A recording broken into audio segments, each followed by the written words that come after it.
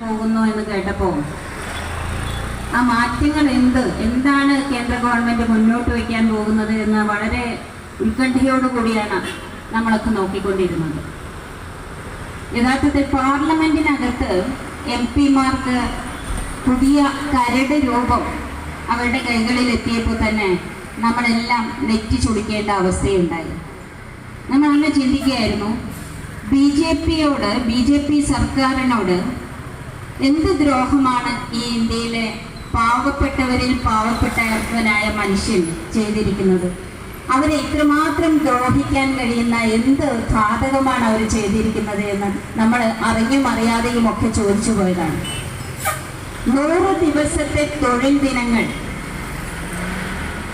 തനിക്ക് അധ്വാനിക്കാൻ താൻ സന്നദ്ധനാണ് എന്ന് പറയുന്ന ഏത് വ്യക്തിയുടെയും കയ്യിലെത്തിക്കുക എന്നുള്ളത് സർക്കാരിന്റെ ഉത്തരവാദിത്തമായിരുന്നു മഹാത്മാഗാന്ധി തൊഴിലുറപ്പ് പദ്ധതിയിൽ.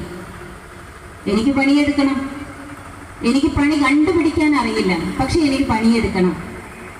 എനിക്കുള്ള പണി ഗവൺമെന്റ് കണ്ടുപിടിച്ച് എൻ്റെ കൈകളിലേക്ക് എത്തിക്കും. അതിനുള്ള വേതനം എനിക്ക് ഗവൺമെന്റ് എൻ്റെ കയ്യിൽ എത്തിച്ചു തരണം, എൻ്റെ അക്കൗണ്ടിലേക്ക് എത്തിച്ചു തരണം. അതാണ് മഹാത്മാഗാന്ധി തൊഴിലുറപ്പ് പദ്ധതി. അതായത് തൊഴിൽ ചെയ്യാൻ സന്നദ്ധരായവരുടെ കൈകളിലേക്ക് തൊഴിലെത്തിക്കുക എന്നുള്ളത്, തൊഴിൽ ചെയ്യാൻ സന്നദ്ധനായവന്റെ അവകാശമായിരുന്നു എന്നുള്ളതാണ് മഹാത്മാഗാന്ധി തൊഴിലുറപ്പ് പദ്ധതിയുടെ അടിസ്ഥാനം എന്ന് പറയുന്നത്. UPA ഗവൺമെന്റ് ഈ പദ്ധതി ആസൂത്രണം ചെയ്യുമ്പോൾ ഒരുപാട് പേര് നെറ്റിച്ചടിച്ചിരുന്നു. ലോകത്തെ പല എക്കണോമിസ്റ്റുകളും ചോദിച്ചു, അങ്ങനെയൊക്കെ നടത്താൻ പറ്റുമോ?